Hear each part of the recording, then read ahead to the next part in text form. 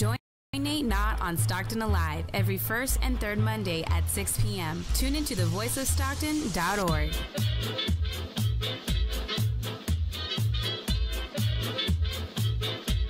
This is Miriam, and you're listening to KXVS, the voice of Stockton. You know what I got? I got a picture of his face with the little pillow on, the sleep face, and we're in Chicago. Are they already in Chicago? The one and only Leo Biaz. Hey, Leo. I'm excited to be back, my man. It was 9 days in Vegas. We got stuck in the desert, and we had a little hangover remix out there, man. I wore a wig to school once, and they said no headgear was allowed. How did spider web was it tights. Obvious that it was a wig? Yeah. Oh, okay. I was It was having a terrible fun. wig. See, this is exactly why we have them on the show, and this is what makes them fun. You're listening to KXVS, the voice of Stockton, 92.1 FM. This is a production for the voice of San Joaquin. Porque nos vamos a enlazar con el mero, el gallo de Zacatecas. That's right, homeboy. El de Poyá. You got it, homeboy. Ahí les voy.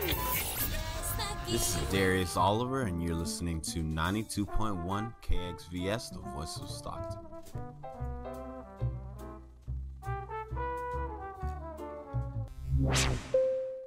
The views and opinions expressed in the following program do not necessarily reflect those of KXVS, the voice of Stockton, or its parents, affiliates, management, and staff.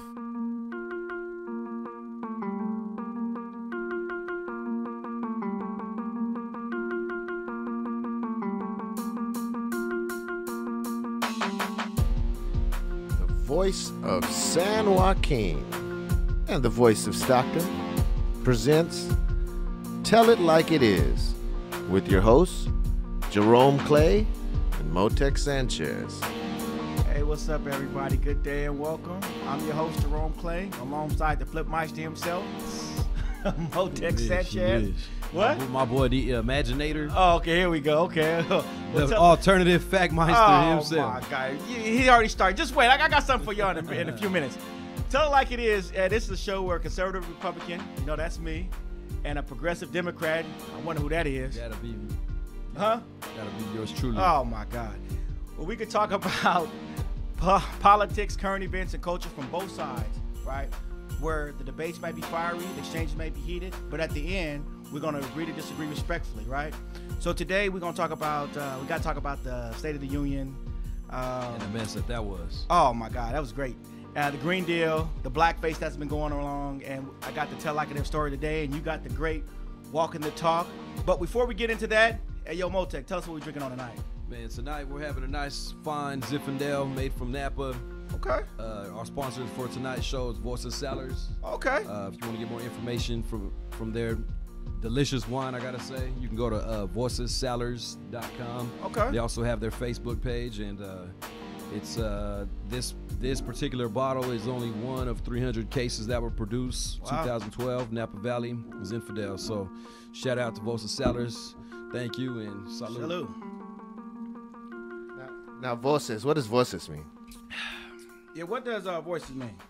He just said it. It means voices? That's what I thought. I was like, hey, that sounds appropriate. Voices. So I've been promising them these two something all week. So let me go. I gotta hear this. Let me He go been get bugging it. me all week. Saying he got something for us. Hold on. Let me get something for you too. Hold on. I'll be right back. Oh, he's got to go bring it in. He got props. Right. They gonna like this. You gonna jump out of a box or something? If he brings a cardboard cut out of Trump, we might have to pay to take pictures with it. Hey, whatever it is, he believes in it because he been telling me about it all week. Okay. He been borderline harassing me about it all week. Wow. Man, I hope it's safe for internet radio. We'll see what it is. Yes. I hope it's not a Halloween Trump mask. Man. We need some of that Jeopardy music playing in the background. The greatest of all time coming in here. When these two get out of line, I got something for them. I float like a butterfly. I sting like a bee. Motec and Governor Don, both you two can't see me. So when you act up, 1, 2, 3. This is sponsored by my coach, Neil Amos. Give him a shout out, hit your shirt. Shout out to Neil Amos. Neil, hey, I'll give you his number if you want to kickbox. That's what I've been doing. But right now, I got something for him. All right. I just gotta ask. I'm glad he got a protective gear. What was the genesis of this, right? Did he see how bad you was getting whooped on the show and said, man, I gotta get you some protection? I couldn't take it no more. I can't believe how these two gang up on me. I said I got something for him. No. Protective gear. Y'all, you know what it is? Gloves. Y'all the gangers. Y'all the gangbangers. You the Bloodlickens and the Democrips. Hey, okay, Democrats. So let's get into this. You know what it is? Yeah. All that fact checking going on. Oh man, okay. That's what really got him. Let's get into this. The State of the Union. So what we're gonna do is, all right. I listened to the State of the Union and I picked out some important topics that I thought was good. Good. So let's go through. So the first thing, when Trump said that the State of our Union is strong, right? And you got all these applause, right? But except you always look at that corner where you have your Me Too section of the women that wear the all white for women empowerment. They just sit there. Actually, that was a shout out to the suffragette movement. That's right. That's right. Me Too movement. Come on. Let's get the movements right. Hey, listen. There we go. Look, Susan B. Anthony. Okay, see, that's why I got the gloves in here. Let me tell you something. It was a throwback jerseys. Hey, Trump didn't he like kind of alluded that was like almost pro communist. I mean, they didn't. How do you not clap for the State of the Union, whether you like them or not? Our union is strong, and they sitting there like mad face. Maybe they don't think it is. Oh. Is it? Maybe they thought that maybe they thought the chauvinism was strong. Oh my! I can't believe it. I can't believe it. We starting already. Something was strong. No, but I'm just saying, if you look at it, right? So he said our State of the Union is strong, and I mean, and they're counting USA. Right. And then, the cameras divert right to the... So it was like a soccer game against Russia? Oh, see, there you go. See, soccer game against Russia, right? We're going to get into that. No collusion. Hey, Senate television said no collusion. Goal! I'm just saying. Just really think about it. No, they just sat there. You see the... They got up. They got up. Not then. We're going to talk about when they got up, and we're going to talk about how they got up. But I'm saying as it relates right now, you at least could have clapped. I mean, the union is strong. What we trying to say, our economy's weak? So, I mean... Maybe they didn't feel that the State of the Union was strong. I mean, let's get down to it. What it really is a protest, a silent protest against Trump. Oh, that's what it was? That's what it was. Okay, so let's tell it like it is. Let's tell it like it is. Okay, so let's tell it like it is here. Remember when he said we have an economic miracle? What did he say? Foolish wars, no politics, and useless investigations. And you see Nancy Pelosi's face.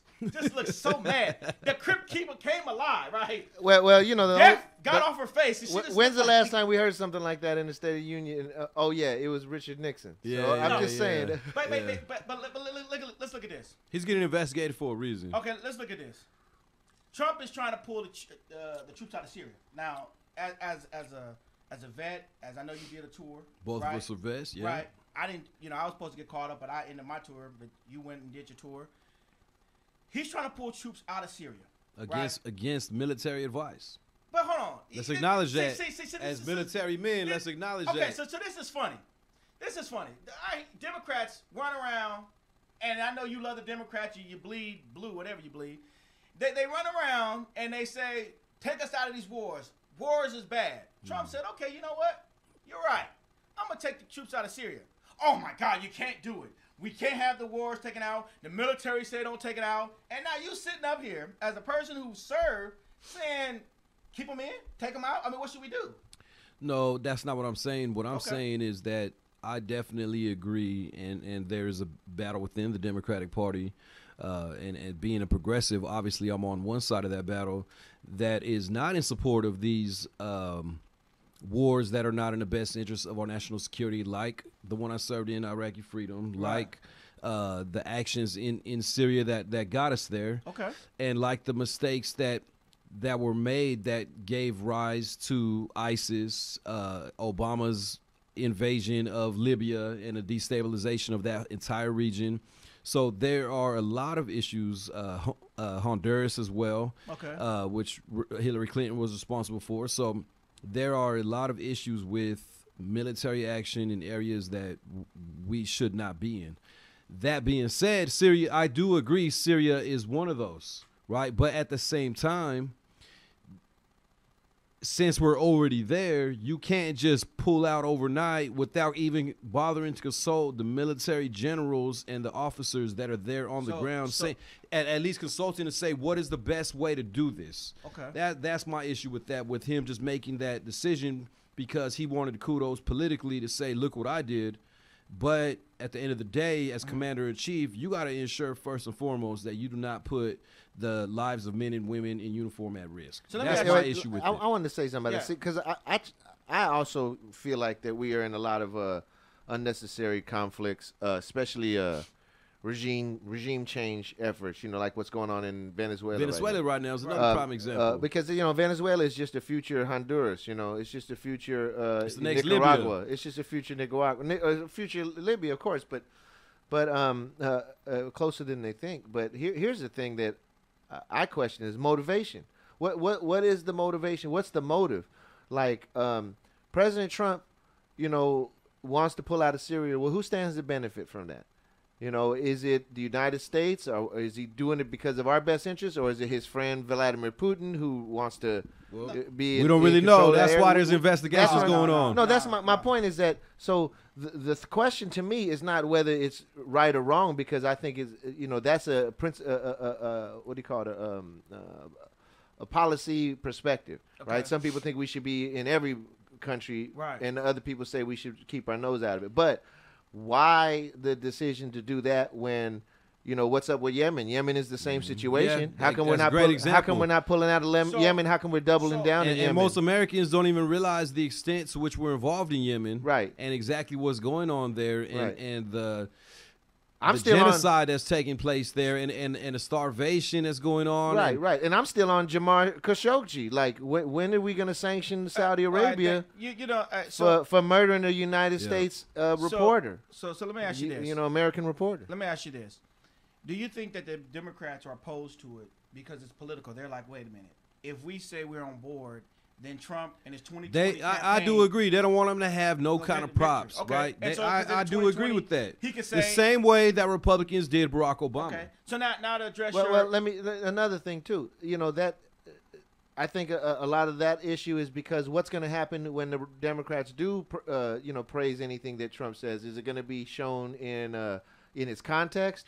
Or so everybody uses the soundbite as ammunition against each other. That's what I think why politics are so divided in this nation today. Because, like you said at the beginning, Republicans and Democrats, right? Yeah. They've taken on these like gang mentalities, right. that are so destructive in the streets to the point where they can't show any weakness on either side as far as working together, accomplishing things. Compromise. No, but even though and the hypocrisy and the irony is that it could be the same issue that depending on who's proposing it, they support it, right? like the wall, right? Barack Obama. And Bill Clinton supported the wall. Were the biggest pushers of militarizing the border. They was loving the wall. And the most deportations in American history under Barack Obama. Yeah. But now Trump says it. Now I disagree with Trump, but as a progressive, because I also disagreed with Obama and Clinton, right? Right. That's fact. But fellow Democrats. Did you disagree with Cesar Chavez? Si se puede? Yes, we can build that wall. He didn't ever say that, man. No. He did have some issues with we got a quick co-op immigration. We got to acknowledge that history. Si se puede. But I'm just saying that was the rest of that quote. Yeah, exactly. Yes, we can. But it's like the Martin Luther King who says roll over, right? But I think that is why we have to acknowledge that the majority of Americans now are independent voters, meaning they do not belong to either party because they are getting fed up of the games that's going on either party. And I see Don setting up. See? No. Okay, hold on. We're going to start keeping a tally. No. Okay, so check this out. Who gets the most I got the rah-rahs. But here you go, Don. Governor Don. And who gets the most fact checks? Listen. Both y'all parties wish I was every one of y'all. Oh, man. So look, let me tell you something. You know what got me voting? Uh-huh. I have to be honest with you. I always paid attention to politics. But I never really believed that my vote mattered. Okay. I'm just going to be honest with you. And I felt like my voice matters. Mm-hmm. My feelings matter. Those things matter. But when it comes down to the vote, I live in California. So the truth is, a lot of the votes don't matter. Like even It's if automatically going to the Democratic. let's say I candidate. voted for Donald Trump, Yeah. which I didn't. I actually, I have to either if I didn't write down Bernie Sanders, I don't know what I would be doing. But anyhow, you hear this? You hear this? Or vote for Jill Stein so the Green Party could get some money, get some funding, public funding. But just so we get more voices in the conversation. But the point is that when I first registered to vote, I tried to be independent as well. But then I got boxed out of all the choices. Like I couldn't even voice in which party was the most like leaning towards the people, the candidates I like. Well, the Democratic candidates. So I registered with Democrats so I can get in on that primary, only to be thoroughly discouraged at the corruption in that. And so I'm just saying, like I think that both of the parties are on this gang mentality right now.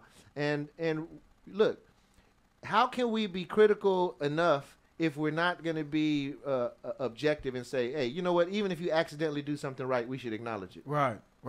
Well, what'd you say earlier? You said about Jamal Khashoggi, right? Right. And remember, everyone was so uproared about his death, right? The Democrats we're going to investigate, we're going to sanction. And now that it's over, and now that the Saudis been putting money into their campaign. I haven't heard you don't even hear about it. Right. So anymore. come on, let's keep it real. Right. Them Saudis came around. Hey, you running again? Okay, how much you need? It's just like PG&E in California with these wildfires. So they did Chapter 11. They're giving money to all the people voting on it. We should be talking so they about stay that. silent. Oh yeah. Man, what I'm saying they is, need to be. They need to be. So this is corruption at the highest level. This is corruption at the highest level. Yes. Did you know this? So I don't know, just to digress a little bit, how Congress operated.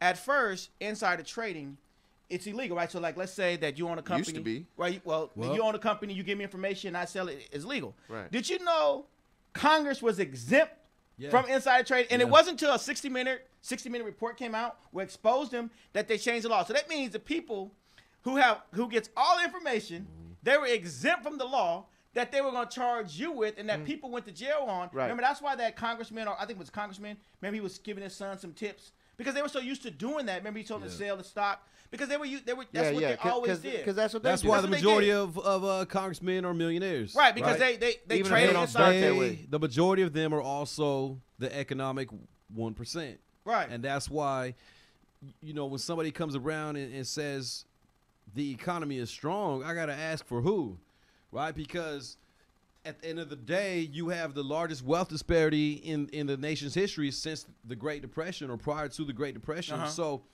it's good for some people, right? But that wealth is not being spread to most people, and to me, that's the issue that I think most Americans have, regardless of political affiliation. So they don't even understand. It's not really good for them either. Look, it's good for them. Like it's good for a drug addict to get a lot of drugs for get a deal on some drugs. Right. Because by rich people and the super rich, living their lives in this way, they keep, they're basically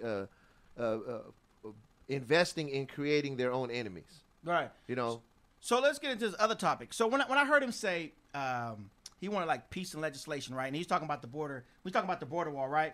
Yeah. And one thing he did that he said that this is what I like what he did. You like them rhymes? No. So this one he was rhyming too. Oh, he was rapping. He was like hip hop. I thought he was like Jesse. He was invoking Jesse Jackson. I mean, he was rhyming. So was it like Rakim rhymes, or was it like Dr. Seuss rhymes? It was like Jesse Jackson rhymes. I'm gonna give you the rhymes that it was like. Have you ever heard that song? Freddie versus Jason. Or was it like... shout out, Mr. Freddie versus Jason, the one with Jadakiss, and they one dressed up as Freddie and one dressed up as Jason, and they was just rhyming. I'm like, oh my God, it was terrible. But anyways, so what he did was with the wall. This was brilliant. So how he did the wall. Remember, he said, I don't want illegal immigrants, but then he flipped it. He said, you know what? Let me change it a little bit. I don't want coyotes. I don't want the cartels. Yeah, I don't want human trafficking. And then he was even smarter. He pointed to an agent and said that agent stopped a human sex ring where girls were about to be sold into slavery, and so then I look at the crowd, and I see the Republicans, USA, they're clapping. Oh yeah, and then I look at the they women care empowerment so much about those immigrants. Right. But I look at the women empowerment movement, right? And so because eventually they clap, but we're gonna get into this. I always look at them looking to get permission from the man. Chuck, we can't go, Chuck. Nancy, can we sit up? She's no.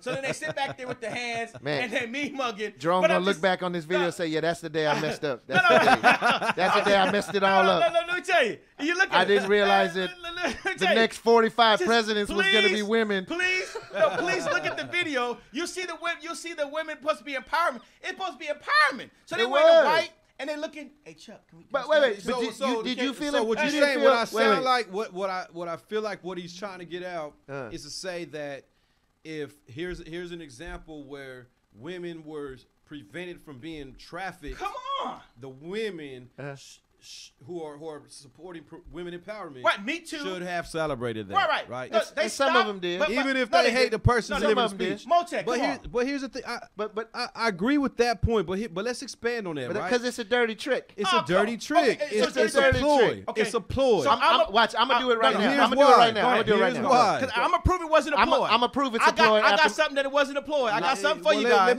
Let me jump in if I may. Go ahead.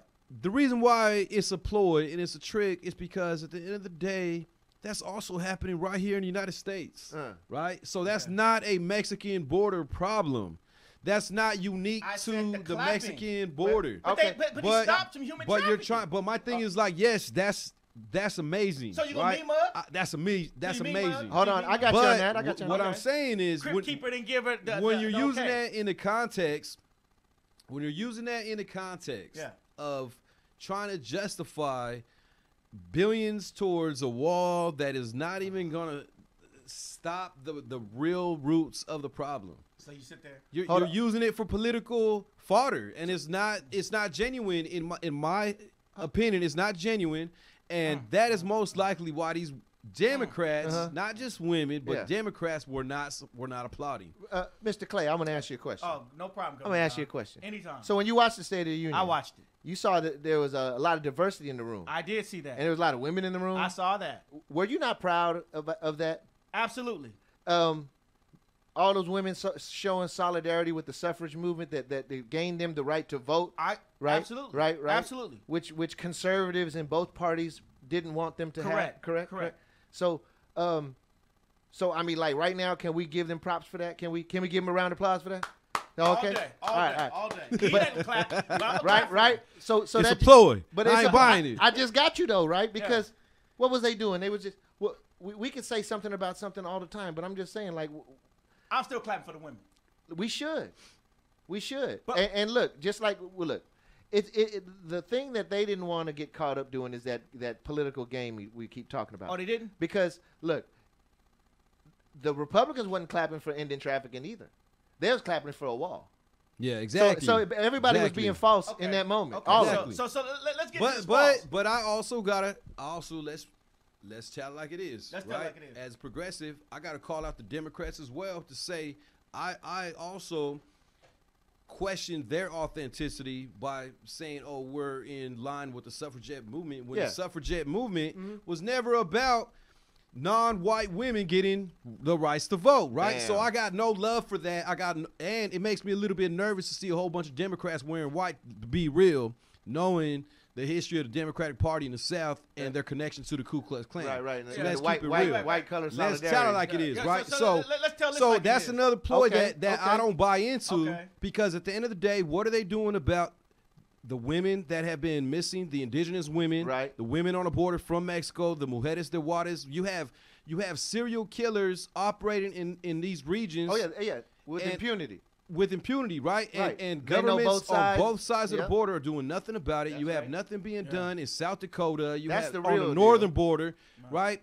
Right here in the Central Valley in California. Tell it like it is. You don't see these elected officials that are on applaud and say, oh, look at her wearing a white shirt, saying nothing about the like 4 girls that have gone missing in Stockton just this last week. Okay. So I got no love for that as far as the political. It's one political grandstand against another political grandstand. At the end of the day, I'm about seeing results. What are the real policies you're supporting, and what is the real business that you're trying to push and promote? Because I got no patience for symbolism at this point, coming from the Democrats or Republicans. Here's where I could appreciate the symbolism.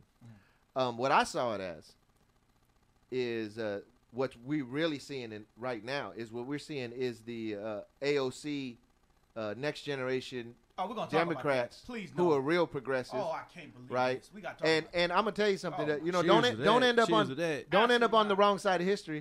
But what I'm saying is that wearing white thing was. We are gonna get into that, right? Because to follow up, that's a way for them to these new progressive women to come in. And instead of being converted to what these old and not old in age, but this old guard corporate Democrat perspective, this is a way for them to push it out, push out the perspective without pushing out the representatives. Because think about that. Now listen.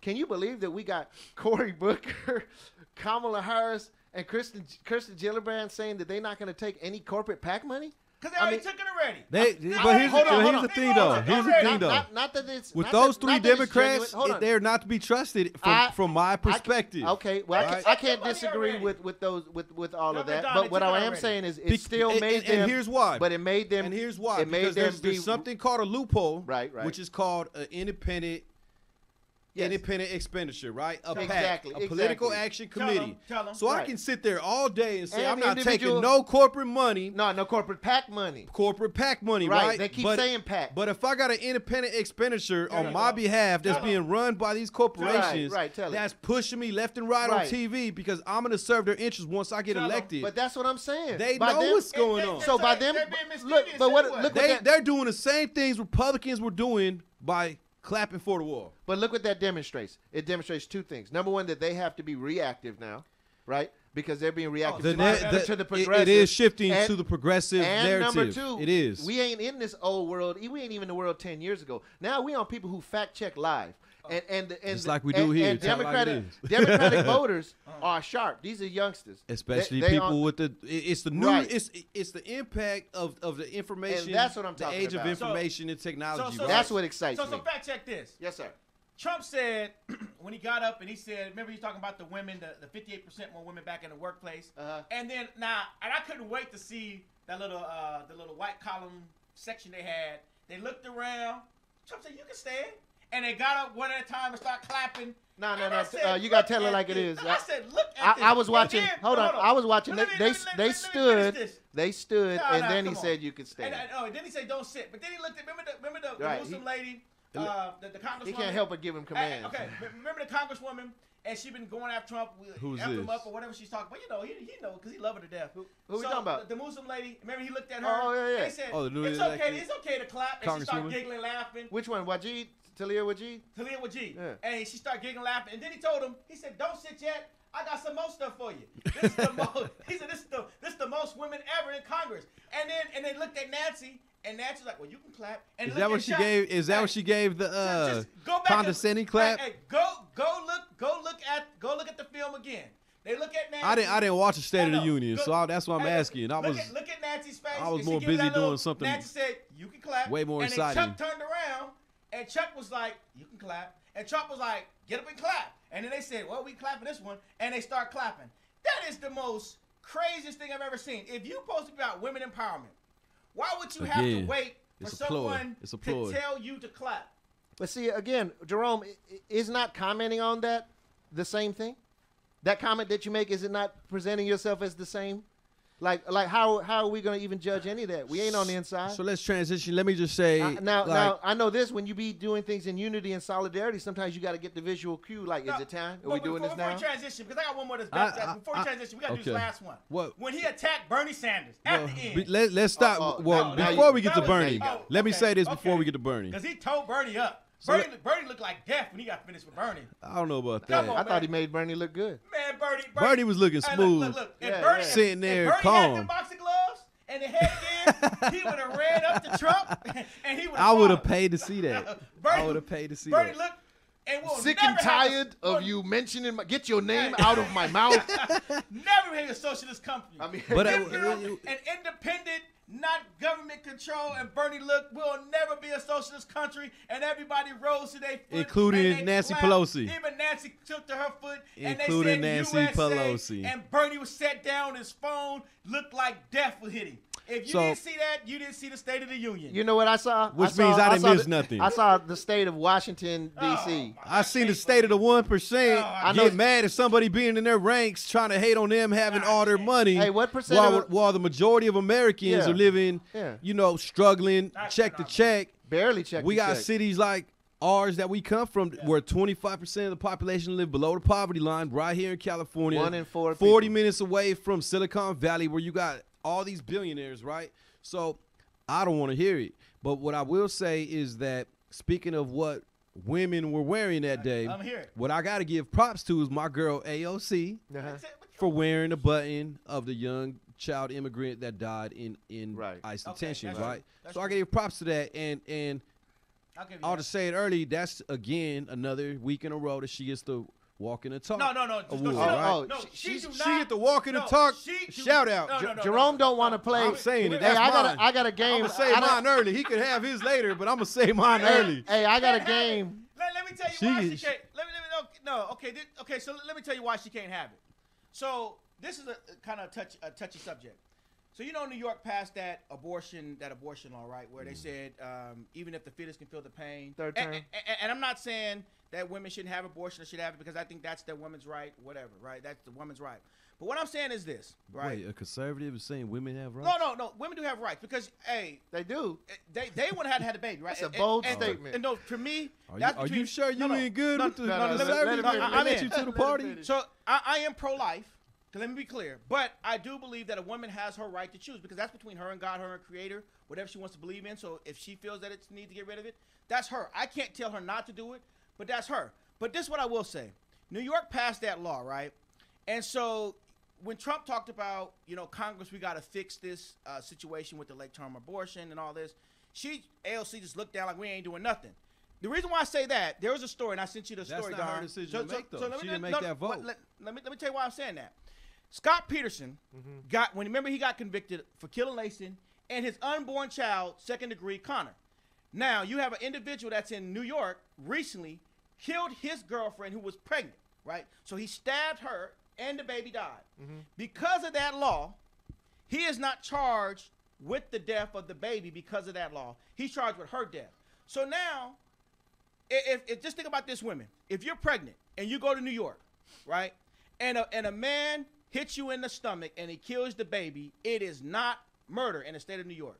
So whether you believe you conflating. You're conflating two things. No, I'm not. Well, pull up the story. We can pull up the story, but we got to facts is facts. Facts is facts. The new law. So here's what we no. Hold on. It just happened. But I can't let you say that and But to be it just factually happened, inaccurate. Don. It just happened. Just because a thing happens doesn't mean it always happens. I mean, a cop just got convicted and charged for killing an unarmed black person, and they're going to do time. How many times has that happened? Governor Don, they said they can't charge him because of the I'm law. just saying. They just said they can't charge him because of the law.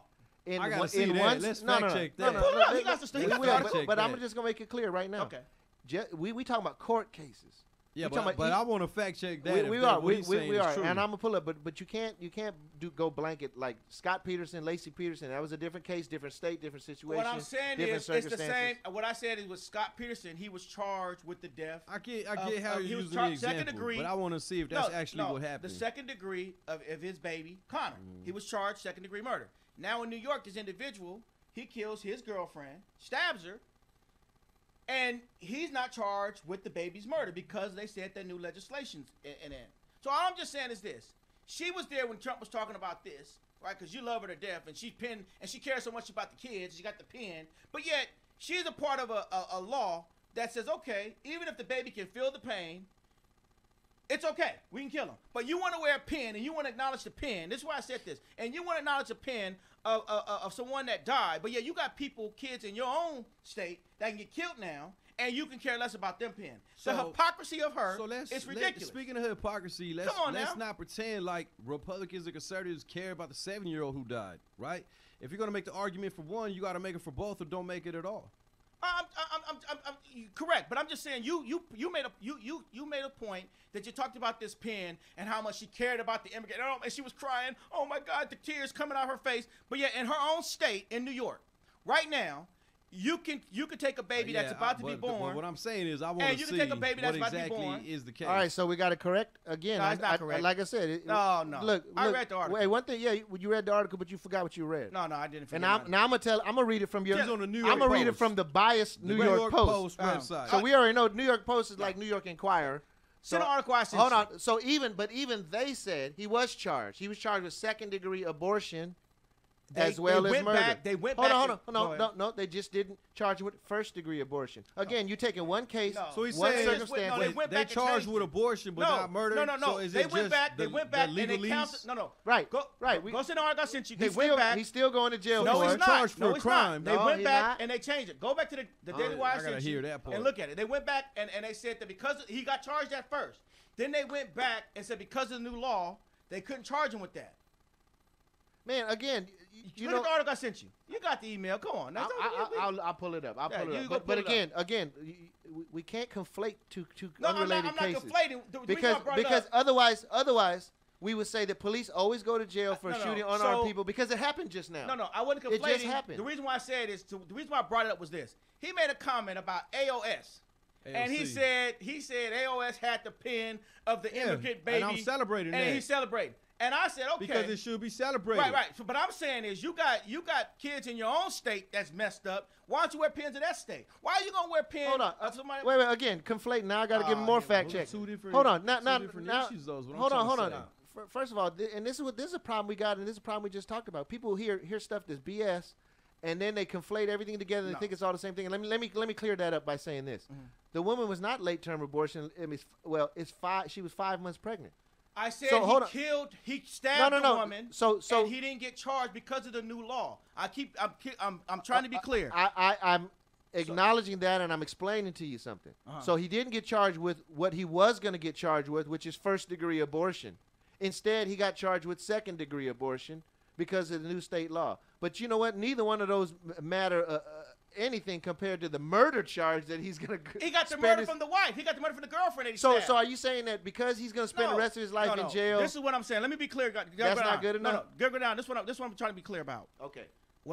He made a comment about AOC, about her wearing the pin. How is that the same thing? Let me finish. You saying we can't care about a 5-month-old child if we don't care about a 5-month? Let me finish. I'm saying that he wore a pin, and he's talking about the immigrant, which was sad. The baby that died was sad. I'm just saying she got kids that are dying in her own state, and she not wearing a pin for those kids. Right, we not. Well, that's I'm just saying, it's so funny. It's so funny that again, she got people dying in New York, but that's she false. worried about. You know what, Jerome? All right. So I'm gonna. Come on now. Well, you know what? Let's start using this way of judging people. So Jerome, let's start using this method of judgment. Jerome. Now I hear you talking about these issues that you care about. Yeah, correct. But there's people right out within walking distance who's like homeless. All right. So why are we even on this station talking about stuff when I'm just saying we don't have room to say one word on earth because we're not doing everything possible to make it better. Is your logic? No, that's not the logic. Look, that's not the logic. Look, a woman got stabbed. She was 5 months pregnant. Right. It was horrible. I don't know what kind of button she was going to wear to represent that. Right. Okay. But I'm just saying. I hear you. But my thing is like it's not even a fair comparison because you think she's against Alexandria that other woman's Cortez is not a legislator for the state of New York. Come on. She is a federal legislator. Yeah, federal legislator. So she can't do anything to even affect it, even if that law, regardless of what it is or isn't. She is not. If she was in a state legislation, and they were bringing that up. Then I think that's more a fair assessment to even put her in that realm. But here's the point. She's in the State of the Union as a congresswoman. But that's not the point Jerome's making. Here's the point he's making. No, I know what he's making. But he's still if you ain't gonna stand up for everything that ever happened, you got issues then you at can't home. stand up for nothing. No. I'm saying is if you got issues at home where you got kids dying, and yet so you got New York and you got kids dying there. Okay, that's like saying if you got a kid who's not doing well in school. You can't advocate for other kids to do well in school. No. That's like if my child got straight F's. Okay, your kid got straight F's. Okay, if my kid got straight F's, I'm out there in the school advocating for your kid to get straight A's. You gotta and my work kid hard got to get straight straight F's. I just gotta say. I'm just saying. Your kid's a genius. My kid got straight F's. My baby ain't got straight F's. She's No. But if my baby got straight F's, we gotta follow the line of logic. Come on, that's no. logic. What is like if you say kids should. We're at a standstill on this, man. We gotta move on to the next topic. Listen, let's say you say that education should be improved on. Right. And come to find out that you ain't teaching your kids the best you can. Correct. Does that mean education shouldn't be improved? That means I should be saying it. No, dude. No, look. Let's move on. What's the next subject? We gotta talk about the Green Deal. Let's talk about the Green. Speaking of AOC. Before we move on, I'm just saying, if that's a fact, if we're gonna operate on that principle, ain't none of us got room to talk. Okay. All have sinned. He can operate on that principle all he wants. You're right. So let's get to He's your girl. not operating on that. No, he can operate, but what I'm saying is he can have that view all he wants. Forget that. Let's get it to your girl AOC in the Green Deal. We gotta think. I went through this Green Deal, right? And I said, the Green New Deal. I said Governor Don and Motek Flipmeister Montezuma loves this woman. So let me really be non-biased. So I put my non-biased hat off, right? And I said, let me read the Green Deal. And I said, wow. So she wants to get rid of, this whole energy, right? We get our energy from fossil fuels. She wants to get rid of that. And she's saying we can go into this new green technology that's going to cost $2.7 trillion. And I'm saying, wow, $2.7 trillion. Do you know if we spent $1 million a day for like 3,000 years, that would barely equal what she's trying to spend. And I said, okay, this woman wants the fuel efficient. I got to check the math on that, man. Listen. She wants us to go. She wants us to go. We can't even let him take us down that road. Oh my God! I mean, what's the annual budget of this country? We're gonna start talking about millions. $2.7 trillion she wants to spend, but I know how we're gonna get it paid. How much because she missing said 70% of people making over $10 million are gonna pay the taxes. How much? I don't know which math class she went to. How much did the Iraq and which war tax cost? class she went to, but the median margin. It's about $250,000. Check that real quick, Don. Look up what is the cost that she's proposing for $2.7 trillion. And then let's look up what was the cost of the Iraq This is war. why I got the gloves in today, because I knew we was talking about this lady, AOC. We're looking up $2.7 trillion. If we spend $1 million a day for 3,000 years, we still would hit that number. Wait, hold on. So you're saying that that the goals of the Green New Deal are not worth trying to get to? Come on. No. I asked you a simple question. Yes or no? Yes. They are worth getting to? Not for the $2.7 trillion. Okay. So okay. Wait. So you support the. Hold on. I'm gonna go on. Motek. Now you asked the earlier question. So, do you think if the United States had a choice? United States, here's your choice: either do the Green New Deal or do the Iraq War. Which one do you think is a better choice? That's all I want to see the cost. $2.4 trillion. For what? Iraq War. What was the cost for the New Deal? Same thing. Same cost. It's 2.7. That's what I'm saying. But we didn't have no problem. We can't going to Iraq. Tell it. So let's tell it like it is. Let's tell it like it is. Please. You want to object to preserving the planet for How do we get electricity now? Being more. How we get electricity now? Think from about fuel it. fossil. When we talk about fossil fuels, we're talking about being reliant on Saudi Arabia. We should answer that question too. Right? We're being reliant on places like Saudi Arabia that murdered American journalists in an embassy. But your party don't care now. Your party ain't talking about them no more. Well, they don't care. Well, that's a tangent, right? But let's acknowledge they did that, right?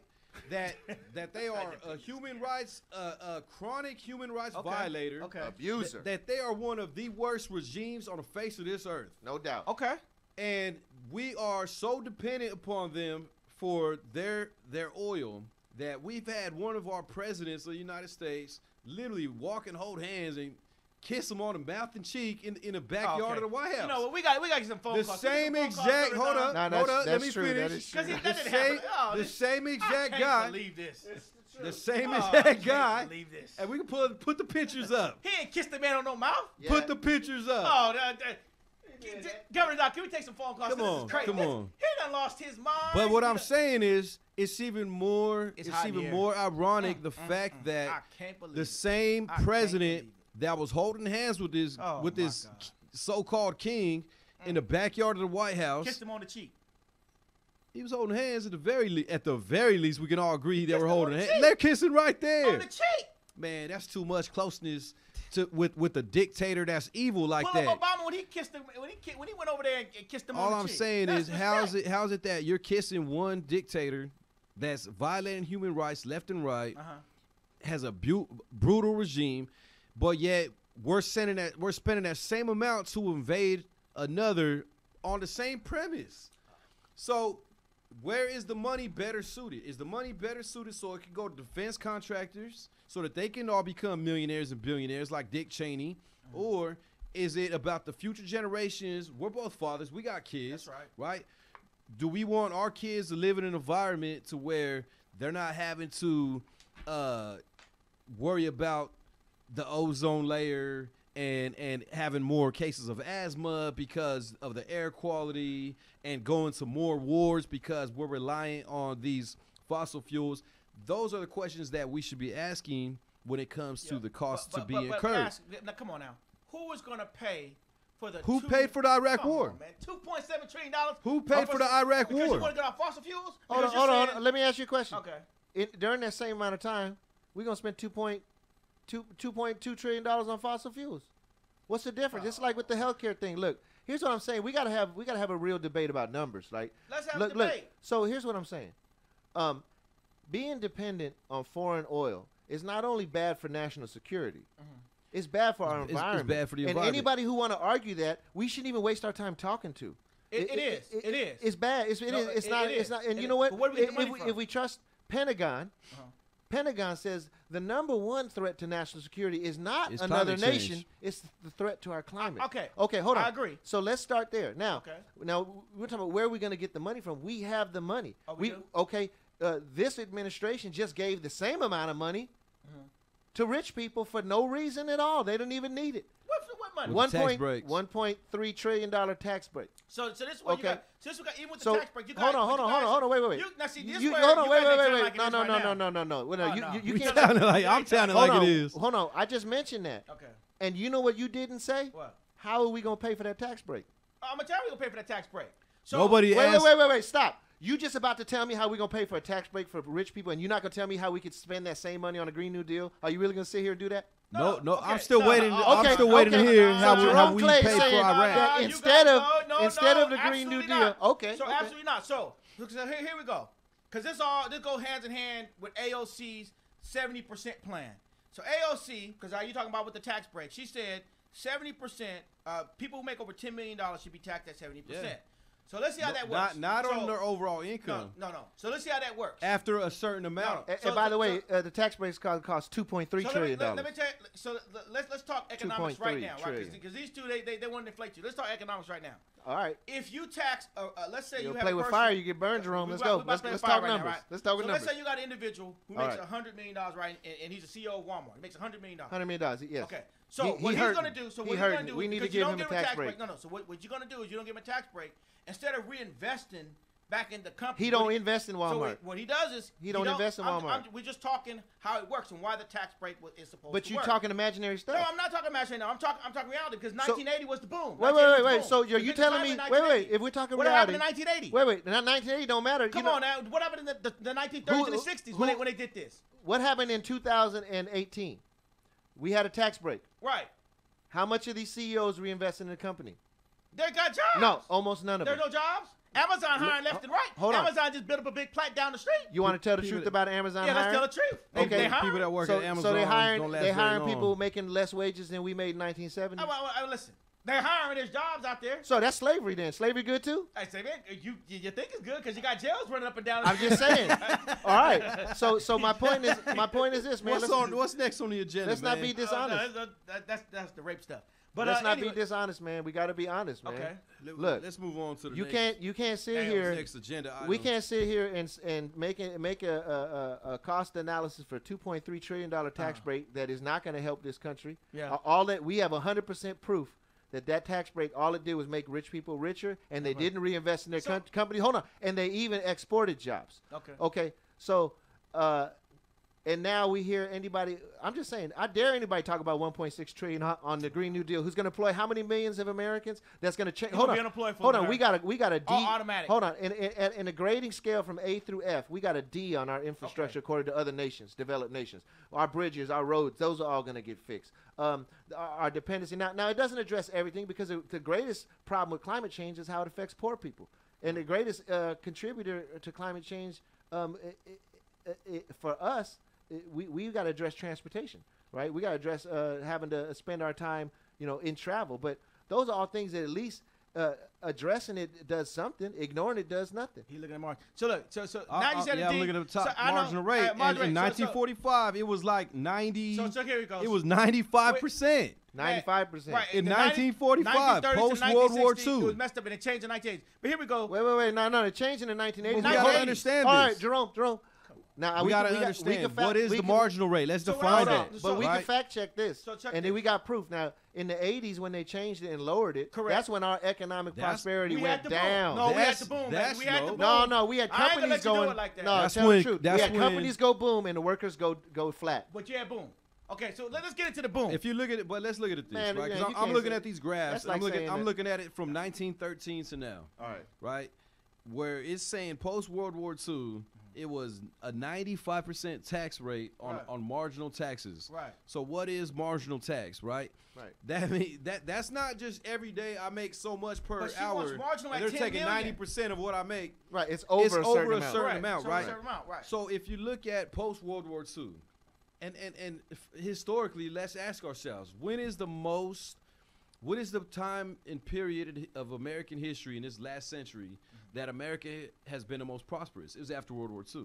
Right. You had the 50s, you had the boom of car culture, of car manufacturing. 60s. You had, in California, the creation of the master plan, which was free CSUs and UC, the UC system that was designed to be free for all eligible students from California high schools. So now you look at the skyrocketing costs to attend a UC, to attend a CSU, and it's all correlated in the fact that all these marginal tax rates that were 90% at the time when they were created, now they're at like an all-time low since the Great Depression, right? Or prior to the Great Depression, because this wealth inequality is what led to the Great Depression, and that's the part that Americans, I feel like, are not understanding. We're repeating history, and we're not trying to stop it. We're not trying to prevent it. We kicked the can down the road with the bailout with Obama, right? But you still have the same problems where things are not, certain basic needs are not being met. Look at the homelessness that we have in our city alone. That's true. I've never seen it this bad in my lifetime. No, it's gonna keep getting worse until we do something. So how is it that I keep seeing all these billionaires come out of our region from the region over in the Silicon Valley, and these millionaires, and they're funding these BS programs of universal income? No, they ain't BS programs. They funding them because it's their own future is tied into that. Exactly, right? That's why I call it a BS program, because they're, instead of dealing with the real issues of like why are so many Americans struggling to survive, you're trying to come up with some pet project of like, well, I'm gonna give you $500 a month and $1,000 a month, and you just go be an artist if that's what your passion is. But you got women and men struggling. No. That's not the point of that experiment. That experiment is to figure out how to operate when there's no jobs around. That's what that's for. I don't think you've heard some of the selling points, and that's what they're saying. It doesn't matter what they're selling. It does matter what's being sold. The whole point of doing it is for research. It's not to have any cause or effect. It's to study the effect. They're trying to study what happens. What is the effect of free money? So they're trying to study the effect. There's no experiment there. Man, dude. That is not an experiment. I give you $500. Hey, man, you want $500? Absolutely. How you feel about that? You happy? I made you happy, yeah. Put it in my pocket. What's the experiment? Where's the scientific method there? So you're oversimplifying it. What they're trying to figure out. Let's be real. What they're trying to figure out is this. Put the $500 in my pocket. When it comes to UBI, it's been overcomplicated. At the end of the day, that's all it is. It's BS from billionaires and millionaires to say we're going to placate the people to stop forgetting the fact that we're not paying our taxes. And we're going to give them this opium in the form of this $500,000 a month to just be quiet and forget why we're not paying them living wages or giving them health care. So that's the point I'm making. So basically, it's a social experiment to practice multi-level socialism. So that's not socialism, though. No, that's not corporate-sponsored social payouts. What it is, it's bribery, right? It's like, I'm going to give you $1,000 and tell you can just go be whatever you want if that's what you want to be. Go sit in a coffee shop and eat some avocado toast. If you want to be a musician, you're missing you can do that. That's a short-term thing. That's a short-term effect. When that's not what their the point selling point says, what would you do with your life if you didn't have to work? What are they telling you? That's what they're telling you. See, hold on. I gotta say this, dude. It's not about that. Here's what it's about. It's about a whole different subject we ain't talking about. Let's say that for next week, right? Just so you know, the Silicon Valley folks, they know that we fast approaching full automation. Full automation, which means that there's no jobs for nobody. Well, that's not true. AOC wants, that's not true. To get rid of coal, and fossil fuel, we have no jobs anyway. Look, dealing with her. Look, being in a coal mine, being in your homegirl, she wants to get rid of all the jobs. Being in a coal mine. AOC, the Green Deal leader creates of the new party. jobs. Oh man, let's acknowledge that. Being in a coal mine when you don't need to be in a coal mine is not a job. Okay, let's get on this topic. The blackface. I've been seeing this blackface going around. But let's before that. Yeah.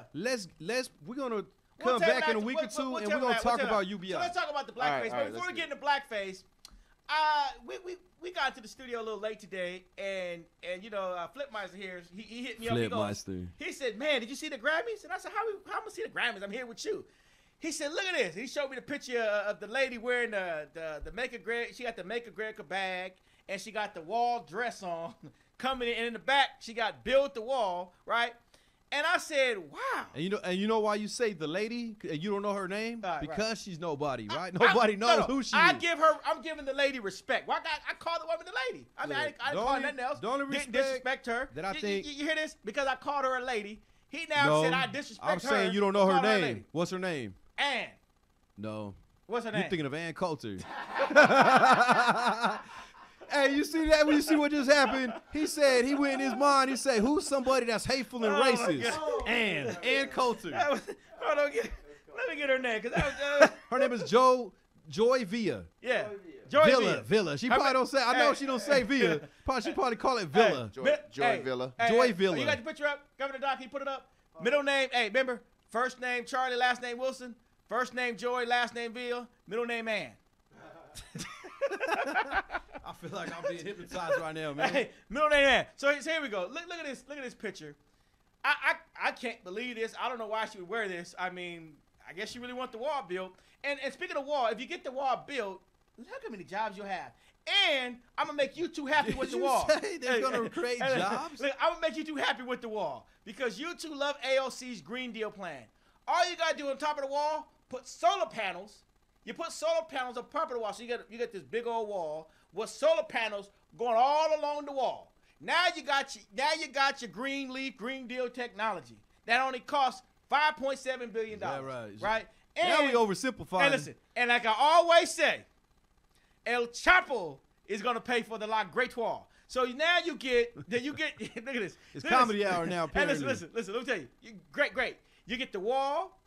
You get jobs. You get the solar on top. AOC get her Green Deal because now you get the sun producing the energy. You got the whole utopia mapped out, don't you? And all on her dress. That's what it is. And we don't have to pay for all on hating on immigrants. That's all on that. Okay, you guys talk about the Green Deal, and I'm saying put a solar on top. I thought we were talking about the dress.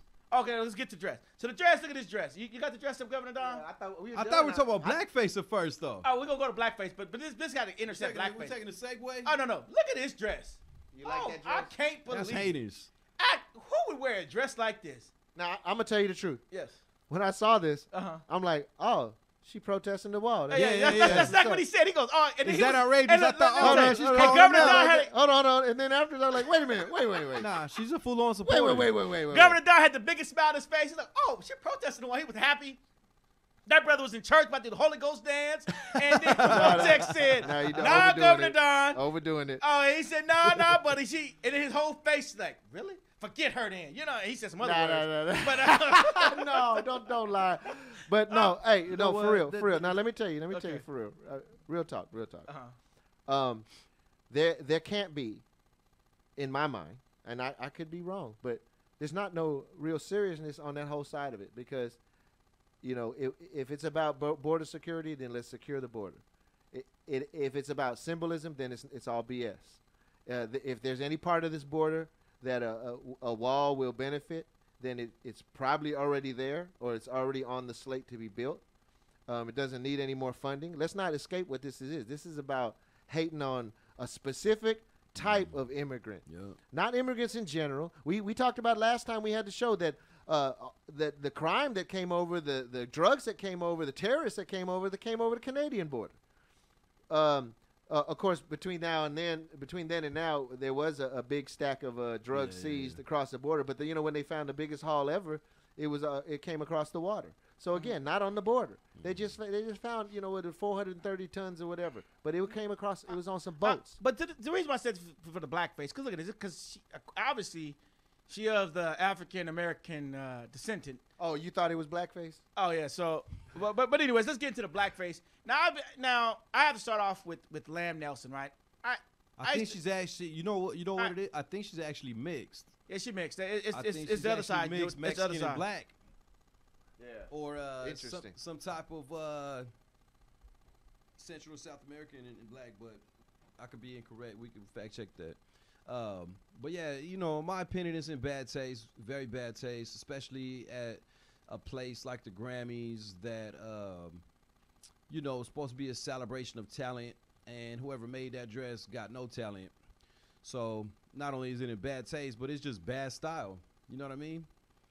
Why wear something like that to the Grammys other than for what? She's trying to get attention. It's a statement. But at the same representing time, her political ideology. It's America, and that's one of the aspects of free speech, right? Free speech does not mean I agree with you all the time. Exactly. And a lot of the activism or political speeches that have been made by liberal actors now, of course, it's inviting these statements from the other side of the political spectrum. So, I mean, that's just part of American free speech, like I said. But personally, myself, I don't disagree with it. I mean, I disagree with it wholeheartedly. I think that it's in poor taste. I think it's disrespectful, and I think that it's just bad style altogether. Oh, so now the reason with the blackface, I mean, you got all these pictures are coming up. But also, I got to talk about one of my actors I used to love, and Lamb Nelson, the Taken Star. And all this runs together, right? Where you heard the comment he made. And I think that comment was kind of took out of context because I think a reporter asked him, how you feel about the situation. He was just talking like, hey, one of my friends got raped, and she said it was a black male, and then I was so angry that I went out. This is in Europe, right? Correct. And he was doing like a reporter, and so he was like, I got angry, and it was like I wanted to kill want the first black person to, and it was poor taste. I wouldn't have said it, but it was wrong. He shouldn't have said it, right? But I just think how they blown it up. I mean, I guess he was full of anger towards the situation of his friend getting raped. Versus you have all these blackface pictures are coming up now where people are putting you have all these pictures where they putting the black figures. But this is nothing new. Now it's funny how, remember the old Amos and Andy? Right? So I love Amos and Andy. Right. So I love Amos and Andy, right? And then you have, what was it, little blackface doll. Right. What was it? How about Looney Tunes, Bugs Bunny cartoon? Yeah. Daffy Duck, every time he got his face blown up. Yeah, or just even the cartoon, they had the black guy look like a monkey with the big old lips. Right. So it's funny now that they want to catch some religion and be like, oh my God, blackface is so offensive. But go back to the old Amos and Andy before. Even then, dude. When we was watching cartoons, when we was kids, blackface was in cartoons. Blackface. So let's define first. I mean, it's important for the viewers for them to understand what is blackface. Right. So you have a white male dressing up, typically with black paint. Yeah. Like he's a black person. Then they try to get funny. Sometimes they put the white person. Well, what they're doing is they're making a caricature, of black people, of African Americans, right? And so they exaggerate the number one, the complexion, right? It's not a brown hue, it's a straight black. Right. They exaggerate the size of the lips, right? Big bright red, giant lips on her face. Buck eyes. Make their eyes bigger, white, and so it's really a caricature of black Americans that goes back to Jim Crow days, and it's a way to ridicule that demographic, to dehumanize them, because blackface and black caricature have been used on products to sell products, and they were well accepted products. I mean, we still got them in our house. Aunt Jemima pancake mix and dress and in syrup. Uncle Ben's rice. Yeah, but those aren't caricatures. No, they're not caricatures now. Go look up a package of what Aunt Jemima looked like. Yeah, back in the day. Go look what these packages look like.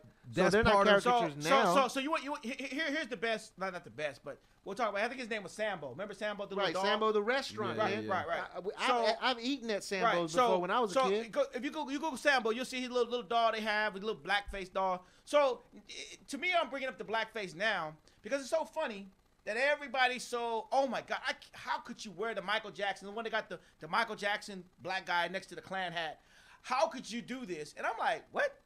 Man, since I was a little boy. What America you been in? I'm saying, since I was a little boy, you done had Sambo, cartoons. Right. You done had, I mean, they made fun of Kingfish and they did Kingfish and Andy wrong with Amos and Andy. Right. But I'm just saying they had these black characters. Had us how we talk was just all crazy. Lips big. Even the Little Rascals had a character, Buckwheat, who was a black character. But they also, that was actually a socially progressive program because they had another black character who was very smart and intelligent. And this what blackface would fit in. Remember our good friend Franklin? They put the blackface on the lawn couch. Right. Remember we did that show? On the Peanuts. Remember the Peanuts? We did that show. Oh yeah. Yeah, see blackface. He by himself. That's not wasn't blackface though. That's why I said we got to define what is blackface. Blackface is a person that he put the you black. You are doing it in a disrespectful. But they've been mocking. doing it. It's meant to disrespect. It's meant to mock. The fact that they've been doing it doesn't mean so I'm glad you can acknowledge they've been doing it. Right. Because it is ingrained in American, right? I would say white Anglo-Saxon Protestant American culture, right? It is ingrained. It is since the days of what this nation fought a civil war over, which was slavery. Right. And then you had Jim Crow, and it really was stemmed from that because they felt like, okay, if we can't keep them down with not having the same rights as us, we're going to keep them down by depicting them as these inhuman kind of characters. And that's what happened. And so that's the danger of it is because when you it's meant to dehumanize, right? And it's not, you put that picture of the Michael Jackson and the Klan, you got it. This is the blackface. I just want to say I don't think that's Michael. I think that looked like more like Sambo to me. Well, either way, he's doing it in a way that is not. We got to ask, is that obviously you're standing next to a guy dressed like a Klan member. You're not doing it to respect or honor the person's culture that you're trying to depict, right? So that's what, to me, is the test that he fails to say, yeah, that's indeed blackface, right? Right. Blackface is an extension of racism, and it not an extension, rather, but it's a expression of racism, So right? did you say something earlier about, okay, so look at it. So we were talking about blackface earlier, right? And let me tell you how this Flipmaster guy gets down, right? Let me tell you what this dude does, right? This is why I really brought the boxing gloves. He gonna flip blackface to Cory Booker, right? That's what he does, right? So don't let this guy fool you. He flipped it to Cory Booker in the bathroom. That's what he does. Who you talking about? That's Street, not what I street, did, street man. cred Corey? Yeah. That's not what I This did. is what he did. He Corey. said, you Hold mean on, blackface Cory Booker before in we the go on- bathroom with the gentle towels in the hand and the head down? Hey, That's before what he's we talking go about. to Cory Booker, Missing a lot of context. hold on, man. before we go to Cory Booker, I just I want to can't say this. believe how he did I want to that. say this. I think that it's important to acknowledge that it's wrong and it's offensive. Right. I think it's important to acknowledge that anybody who seeks to do something like that in the modern era is really tripping. And that's the governor of Virginia. Right. Hold on, That's why it's important to bring up because that you have the governor of Virginia that is in charge of legislation, has a power to veto things of that of the power to affect that demographic of people. And so we have to ask ourselves, right, if this is how he feels about that demographic, is he really going to be fair to all Americans? Here's why I disagree with that. That he has elected authority over. But here's why I disagree with that. Yeah. I think that it is not the fact that it happened. The fact is, it is how he handled the realization of it and the publicity of it. Right. It's how he handled the public discourse. Right.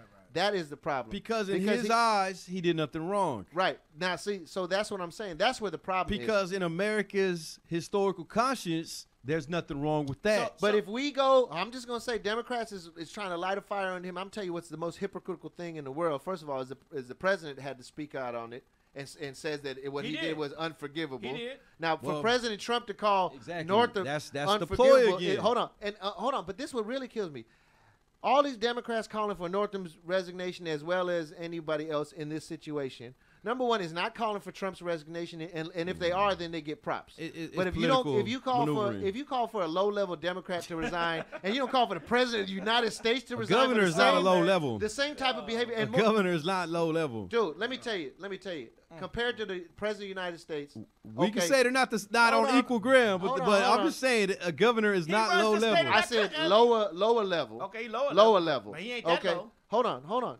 Not only that, dude. Let's keep it real. Let's tell it like it is. We already know Trump is racist. Blackface so what's the surprise here? In his college stupidity, it does not compare with how Trump depicted the Central Park Five. That's true. And once it came out that they were innocent, he still said they should go to jail. That's true. Okay. I agree. Now that if anybody who's going to call for Northam to resign and who's not simultaneously and hasn't already been calling for Trump to resign is a hypocrite, and I think they need to face that. Okay. And here's the other thing. Speaking of hypocrisy, let's follow the second part of this story, all right? Because then, as soon as that comes out with this governor who is obviously disrespecting African Americans with blackface, caricatures, right? Standing next to a Ku Klux Klan clad person. Then everybody starts. You see these like liberal chains and these progressives, and everybody start pushing for, he should just resign, because that way the lieutenant governor, who he could be the first black male and he's descended from slaves, and then it comes out against him. Oh, the sexual assault. To say this dude got 2 sexual assaults on him. Was sexually assaulting women. The white outfits about women's empowerment, all of a sudden they go silent, right? And so that's the hypocrisy. I agree. See, Governor, this is typical.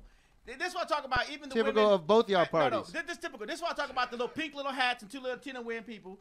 They run around. What about them red hats? It's the same thing. But they run around this Me Too movement, and yet you have this individual. MAGA movement. At least the Me Too movement. But let's get back on what he talking about, Cory Booker. I'm telling you. This segue. This is how we were having a discussion with Cory Booker, right? Because Cory Booker gets into the realm of like people who the same way.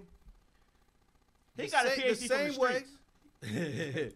The same way that people will that conservatives will wear, or racists will wear black faces, because not all conservatives are racist. Correct. Right? Let me acknowledge that. Thank you. But racists will wear blackface. Right. On the other side of that spectrum, you have, and even Malcolm X has called this out, right? You have, and many historical leaders in the black community have called this out, and in the Chicano community, Puerto Rican as well. You have people who are of those communities who also, especially now with progressivism, right, will also use their complexion or their ethnic background and play these identity politics and say, I'm a woman like Hillary Clinton. I'm with her. That was her campaign slogan. It wasn't like I'm gonna fight for everybody or something, right? It was I'm with her. They wanted to expand on the fact Bernie Sanders that as a she was a woman, That's right? true. And then they expanded. And then if you didn't support her as a Democrat, and I was sexist. I was on the side of that, they were trying to say, that's just because you're sexist, right? So what they're doing is now they're switching it to people like Kamala Harris that we talked about last time, right? Where you're saying, she's going to be the first. She could be the first black, not only woman, but a black woman. And then we look at her record. Okay, well, you're responsible for mass incarceration increasing under your watch as Attorney General of California, and you were zealously pushing for it, right?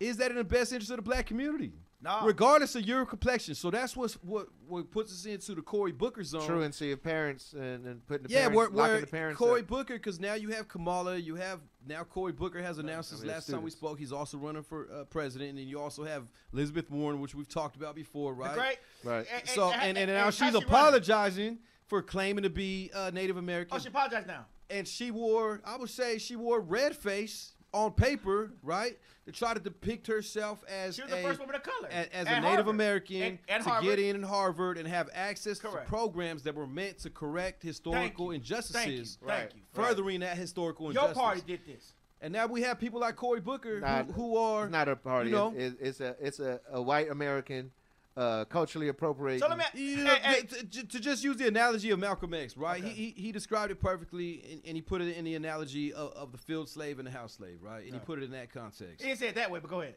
Yeah, he said a little bit different, but we on radio right now, okay, right? You. And so, thank you for that. Thank you. And so the thing is about that is that we can play the you clip. know, you have, like the saying goes, just because you're my color doesn't mean you're my kind. Yeah. Right, You know what I mean? That's true. And the thing is, at the end of the day, my litmus test is: are you rooted in the community and the needs of the community, or the demographics that are being unfairly affected? Because if you're not, don't just try to use your complexion or your last name or your gender and just try to pretend like you're gonna check these boxes on this gender identity politics checklist, and then everybody's supposed to fall in line behind you and support. Didn't he saw somebody in the bathroom? Because you have Cory Booker, they got the same type of issues. But didn't he saw somebody in the bathroom? You look at their voting record. That's alleged, right? Supposedly he sexually assaulted a man in a bathroom, in a men's bathroom. Remember, this is the same Cory Booker. Oh my God, Miss Dr. Ford, you're so amazing. I believe everything you said. You wouldn't lie. Wait. That would give him more reason to believe if he ever did such a thing, he might say, well, he man, did, I could imagine. No, remember he said I'm not saying he did, but if he did such such somebody a thing, was in college, he said he wrote a letter about how he groped the woman. Or but something. how would that doesn't disqualify his opinion? It makes him more of an expert, does it not? Oh wait. I'm saying this is the type of stuff that Americans are getting tired of. Right, that's true. They're getting tired of it, and you got, and that's part of the battle in, like, as a Democrat here in California that considers myself progressive. That puts me at odds with people who are party establishment liberal Democrats, because they don't care about these type of things, because they don't really come from these affected communities or having grown up in these realities. All they care about are all the boxes being checked. And I got a problem with that. Right. Yeah, it's BS. And I think more people are waking up to that fact, especially the younger generations, and say, nah, you know what, I'm not going along with that. Like, Cory just doesn't do it for me. Kamala doesn't do it for me. Hey, the Democratic Party is in for a rude awakening, and here's the rude awakening I'm talking about. I'm talking about policies and calling them unpopular or difficult to work through, and like Pelosi did with Alexandria Cortez's Green Deal, that. right? I'm glad you mentioned that. Because here you have the Speaker of the House, the top ranking, in one and she got all this praise, right? She got all this praise for her condescending clap towards Donald Trump. Right. She was the queen champion of liberalism and the Democratic Party because of that. Clown AOC. And then you have a progressive idea like the Green New Deal come out the next day, and she is bashing it more than Donald Trump is. Nancy Pelosi, you have walked the talk this week for me. What you did with the Green Deal. I'm telling you, can we put the clap up? It's not the clap. She didn't walk her talk with the clap. She clapped her talk. Oh, yeah. You have walked the talk for me. She walked her clap. Flipmeister put AOC again, but I put the neutralizer on you. I put the equalizer on you. I put the detonator on you. And what I put on you is the honorable Crypt Keeper herself, Nancy Pelosi, and she did her good. But you know what? That picture right there, and Don's working on putting it up. That's what I give it to you. Oh my, you deserve that clip. I like that. Because you also have the rabbit orange, right? And the thing, in both of that pictures summed up the dysfunction of American politics. You walk the talk to you. Not only the image, right? But the actors, the people who are in it. Right. Neither of them care about the American public. They don't. It's on either party. Hey, and that's the thing. So this is what I'm saying. Like when we looking at this State of the Union, we look at these representatives. These representatives are misrepresentatives. All right, we got like 30% of them are representatives, 70% of them are misrepresentatives. And here's the point I'm trying to make. Look, while Alexandria Ocasio-Cortez and Senator Markley are introducing the Green New Deal, first thing the reporters hit them up with afterwards is, what do you make of Nancy Pelosi calling it the Green Dream or whatever it is? She's already trying to shoot it down. Hold on. She was, man. So now here's what I'm talking about, and where I'm saying you missing, and you're gonna come around and you're gonna be like, dang, because I'm telling you, I invite you to go up or down AOC's tweets. And let's hit them one by one. And you tell me what you find. Let's go to her office and have a talk with her. Let's go interview her, tell her like it is. Okay, listen. Because this woman is on point, and she was so diplomatic because her response was, "I think it is a green dream, and we're gonna make it happen." If we got to go to her office, I would have to take. That's how you do it. Listen, I don't do drugs. But if I had to go to her office, okay, I'm oh my God. Hey, we and can have go to to sit, a Republican's office too, just to make you feel more comfortable. But I don't do drugs. But if you go to her office, you better bring some ibuprofen 800 style. Here we go. You better bring some ganja because your head is gonna be blown. But let me get into the tell it like it is story of the week. Let's hear it, man. Oh my God! Let's hear it before we close this episode we up. gotta close up. But I feel like I need to go get a drink you got it. The thing I sent you. Okay, so look at this. After this show. So I was searching and I said, man, we got to get a good tell it like it is story of the week. And here we go. As always, you always can find something out there. 14-year-old boy in Las Vegas has cancer, at home waiting for his chemotherapy treatment getting mailed to him. Right. And they call him the pirate bandit or the package pirate. Oh, no. Went to the boy's house, look at this picture, and stole the boy's package of the chemotherapy. So the boy's not the package pirate, the porch pirate. It's another guy. It's the guy. Okay, let's clarify that. He stole from a 14-year-old collecting his chemo treatment. Oh, man. How low can you go? That is cool. That's pretty low. And I don't know what's going on, people. I mean, did they figure out who the guy is? Get his medicine back? Hey, they got a video. They got him on the ring. Let me get his name. Hold on, man. I hope it don't play audio. Let me cut that. Yeah, I mean, can he at least get his medicine back? This is the story. WKRC, Washington D.C. WJLA, Washington D.C. covered the story. But that's the kid right there. You look at the kid. Look how sick. You can tell the kid looks sick. Man. Look at it. I mean, you got a plan. You got a little plan for him so they can see it. Look how the kid look. Look at the kid. Somebody stole his medicine. Look at this kid. You got a plan, Governor Don? Right. Yeah, they see it. Man, you see, I mean, and the man went up and stole the kid's medicine. How low can you go? Man, he thought he was coming up off of Look at it. Here we go. Pirate bandit. Look at this. Look at this guy. Oh, you got cancer? Let me take some from you. Man, look at this. Man, he didn't set down his beverage. Look at this. I'm sure he didn't know what was in the box before he took it. I'm gone now. What you gonna do with the kids' vials? Hey, wait a minute. Look, he left something. They got him because look. Wait. I'm backing it up. Look. Watch this. Look what he got in his hand. He got a can, right, or something. A can. He got that Coke can. Watch, he leave that can with him. Oh, no. Oh, this guy. Hey, look. This also should be on World's Dumbest Criminals. So not only did you steal the kid. Look at that. And he left the Coke can. Oh, man. So not did you steal the kid's stuff, you left the Coke can. So you going to litter, too. I'm just saying, that is the tell like it is story of the week. How low can you go? If you was a DA, you would add the charge of littering. I'd get his behind. Man, if I was DA, man. Hey, give that kid his medicine back, man. Yeah, now that's what I would say. Now, the company who sent them that product has proof that he didn't receive it. They're a corporation, multi-billion-dollar corporation. They sent him no problem. They should show enough. But you know what's going to happen? He got to go through all kind of loops to get his product. It's just sad. But, I mean, the guy is clinging to life. It is. Look at this. Look at him. Garbage. No shame. No shame. Man. And walked off like it was his. And there's so many individuals in this world like that because of the income disparities that I brought up earlier. But thank you, ladies and gentlemen. That's a good point. That does it for our show tonight. Yeah. So, as always, hold on. Let me get my boxing game. I got to get my boxing. Hold on. Boxing. Get my boxing on. I float like a butterfly. And still took a beating. I sting like a bee. You still got beat up by the facts. A.K.A. Flipmeister and Governor Don. With these hands, you two can't see me. All day. All right, ladies and gentlemen, that's it.